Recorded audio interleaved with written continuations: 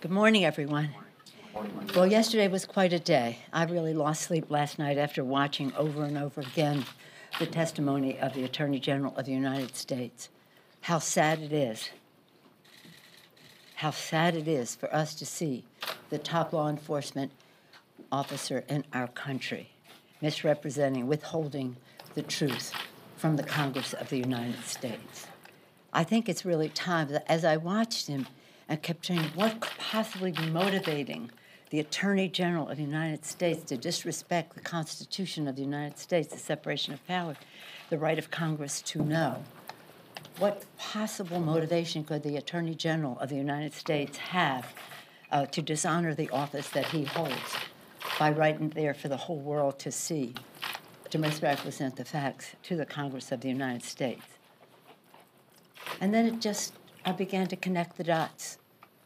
We have Mitch McConnell, who in his fundraising pitches has described himself as the Grim Reaper for any legislation that comes over from the House that will go to a Senate graveyard, calls himself the Grim Reaper. Mitch McConnell, Donald Trump, Attorney General Barr, there's a connection. There is an ideological anti-governance, anti-science, anti-meeting the needs of the American people. So when he was testifying and being so cavalier about Special Counsel Mueller and the Mueller report, and so disrespectful of Congress, I thought this isn't about President Trump only. It's about a right-wing ideological they're handmaidens to the special interest in our country. And it's important to connect the dots, but the American people have to know what this means to them. If you're a young person, you care about the climate crisis. We're passing that bill right now on the floor, and I'm going to have to leave momentarily to vote for it. It is, and that's going to be dead on arrival in the Senate. If you're a young person, you care about net neutrality, freedom on the internet, the Grim Reaper is going to kill it in the Senate. If you're a woman, Violence Against Women Act, equal pay for equal work that we sent over to the Senate, the Grim Reaper, Mitch McConnell, will kill it. If you care about reducing the role of money in politics as H.R. 1, legislation stopping the voter suppression and expanding the voice of the people in our political process, Mitch McConnell will kill it because he has said the problem is not too much money in politics. He says there's not enough money in politics. Our H.R. 1 is about expanding the voice of the people. Their H.R. 1 was giving 83% of the tax benefit to the top 1%. So this is about policy. It's also about gun safety. Gun safety. We sent over H.R. 8 and H.R. 1112 for responsible background checks, handmaidens to the National Rifle Association, and the special interest. Connect the dots. When you see Barr sitting there, what's his motivation? His motivation, his loyalty, is not to his oath of office, and it is to Donald Trump, but all of it, and the Republicans in Congress, is to the special interest. So whether it's H.R. 1 or gun safety, paycheck fairness, violence against women, save the internet, climate action now, the list goes on. And we will be sending more legislation. But apparently I have news for Mitch McConnell.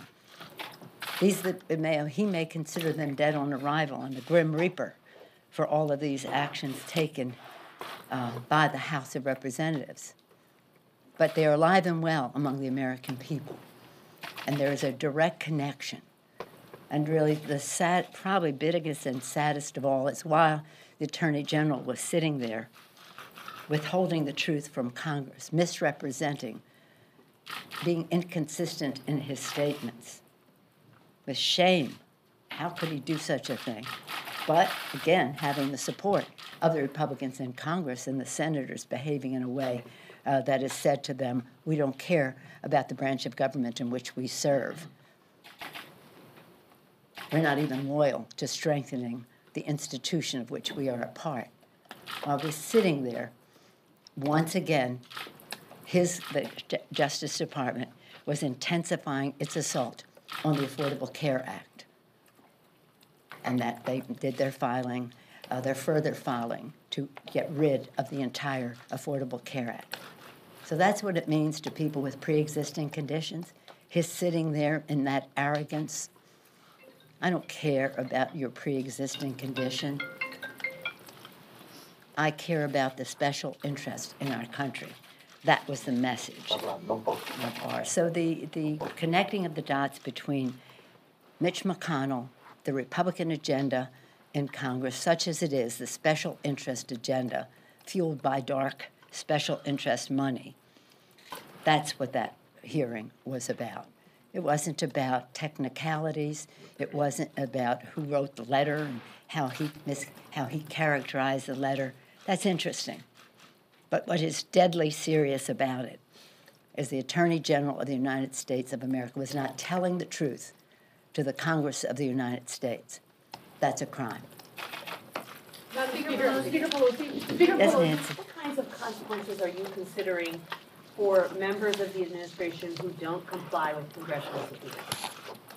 Well, it is. I have great confidence in our committees.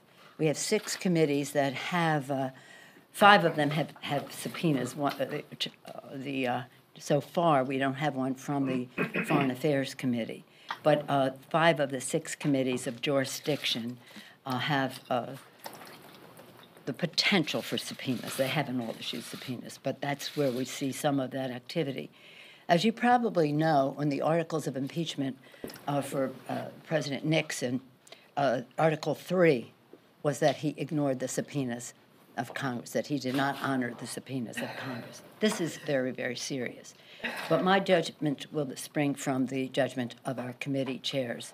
And in terms of, I'm just looking at Mr. Nadler's statement. In the close of his statement today relating to the Attorney General, he said, history will judge us on how we face this challenge. We will be held accountable one way or another.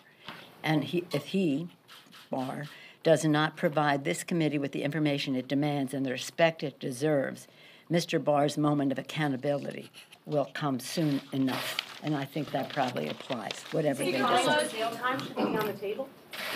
I said the committees are trying to make accommodations in terms of receiving the receiving unredacted Mueller report. Let them work their will, and then we'll go to the next step. Madam Speaker, did the Attorney General commit a crime?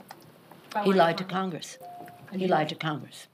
If anybody else did that, it would be considered a crime. Nobody is above the law, not the President of the United States and not the Attorney General. Being the Attorney General does not give you a bath to go say whatever you want, and it is the fact because you are the Attorney General. It just isn't true. Should he go to jail for it? There's a process involved here, and as I said, I'll say it again, and how many other questions you may have, the committee will act upon how we will proceed. Yes. Speaker Pelosi, last week you had said that you wanted your caucus to focus on the investigations that are already ongoing. Given the fact that you can't get information, given the fact there has been this unprecedented obstruction from the White House, do you think that the time has come to move that impeachment deadline up? No, I think that the statements being made by the President of the United States has given a blanket statement that he's not going to honor any subpoenas is obstruction of justice.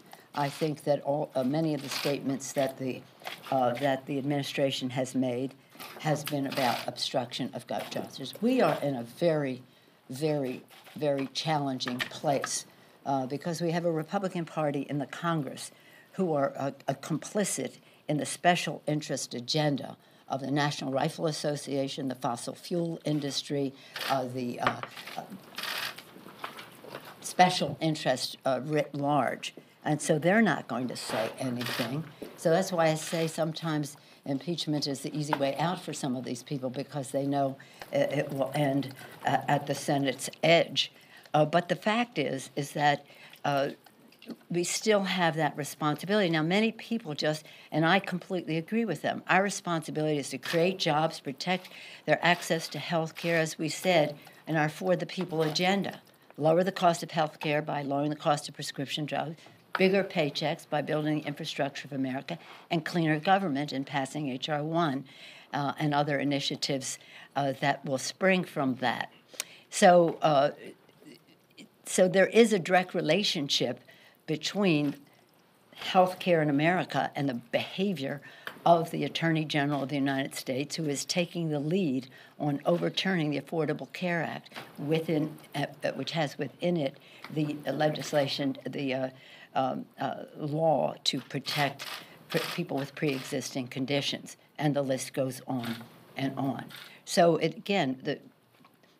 every day that goes by, we see more reason why the Republicans in Congress should respect their own oath of office and send a message to this administration that while they share their special interest agenda, that it should not include undermining the Constitution of the United States. Madam Speaker.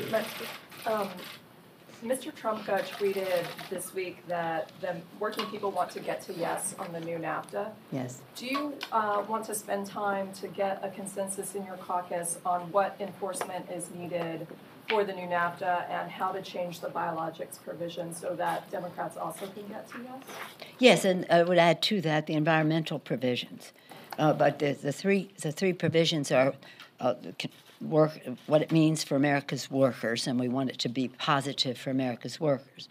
But you don't help America's workers by exploiting workers in Mexico. The lower they're paid, the worse it is for American workers. So it's about American workers. It's about the environment. And again, the climate issue. We're voting right now on climate action now. The environmental issues are very important to us. As a Californian, I can attest to the need for us to improve the provisions there. And then the biologics, and there's a concern for members. But the overarching issue is enforcement. You can have all the good language in the world that you want, but if you don't have enforcement, you're just having a conversation. You're not having a real negotiation. And are you working to get a consensus on what kind of enforcement is needed? Yeah, there's different suggestions, but I say it has to be part of the agreement. It can't be a sidebar, side letter, or later legislation or anything like that. But to your basic first question, yes, we would like to get to yes. I thought it would be easier than this because we've been clear about enforcement in any trade agreement, whether it's with China or whether it's with in our own hemisphere, that enforcement is key to all of it. Did you have a question? No. You answered my question. I answered already. Yes, sir. On infrastructure, with your big meeting earlier this week with the president, I know in a couple weeks you're expecting him to come up with some pay-fors, but what do you have in mind? Talking to Republicans here on Capitol Hill, it sounds like they're not really looking at a gas tax, increasing the gas tax. What is your opinion on this? My opinion is that we'll wait to hear what the president has to say. I spoke to him since the meeting, and he said we were going to be putting together what some of the acceptable pay-fors are to him, and we'll look forward to hearing what he has to say. But we were pleased that the president took it up to $2 trillion. What we would like to see is that they make a commitment that it be 80-20, 80 from the federal government, 20 from the locality, that it would be, in terms of climate, have resiliency in it. You can't build infrastructure for the future without resiliency relating to climate. And we want to see women, veterans, and minority-owned businesses to participate in the prosperity that this will bring. And we want to see prevailing wage, Davis-Bacon, to be part of it, because we've always been about building bigger paychecks by building the infrastructure of America in a green way. And that's what we hope that we can do working together. It was a positive meeting. We advanced to the discussion down the road, and we'll see what the president has to say when he acts. But this is so important. It's about commerce. It's about clean air, clean water. So it's a public health issue. It's about the jobs of building the infrastructure, but also the commerce that it would create. It's a quality of life issue for people to get them out of their cars so they can spend more time with their families. You said that you spoke to him after the meeting. Was that strictly on infrastructure, or did you guys talk about immigration or anything else? No, we talked about bringing down the price of prescription drugs, but only touched upon the fact that we want to, as we finish up with the funding, et cetera, and what our proposal, not finish, but progress on a proposal for the infrastructure, that we would move on to how we can lower the cost of prescription drugs. Thank you all very much. Let me just say, as I leave you, we had just such really bad, sad news with the passing of our former colleague, Ellen Tauscher of California. She was a wonderful leader when she served in the Congress, took her experience and values out to the community, being a fighter for nuclear non-proliferation. In her history before she came to the Congress, she was one of the youngest, and I think the first or one of the earliest women to have a seat on the New York Stock Exchange. She was a pioneer. Every place she served, she was a leader. She was a friend. She was a mom who took great pride in her daughter, Catherine, and it's really a sad loss for us. I was so pleased that so many Californians and others joined us in a moment of silence for her on the floor of the House a day before yesterday. Was that yesterday? I'm lost track of it. Yesterday, it was just yesterday. But we'll be honoring her more, but we'll always be missing her. We carry her in our hearts. Congresswoman Ellen Tauscher of California. Thank you.